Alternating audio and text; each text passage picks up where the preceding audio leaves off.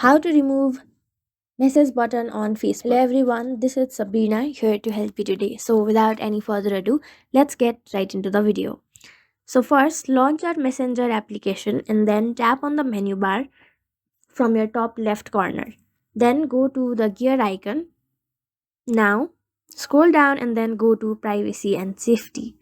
Now in this who can reach you section, go to message delivery. Now simply select in this deliver request don't receive request and make everything don't receive request, and that's it. Now nobody will be able to message you if unless they are friends with you and you have not restricted them. So that's it. Thank you for watching this video. Make sure to like, share and subscribe to our YouTube channel. If you got any questions, comment them down and I'll catch you in the next one.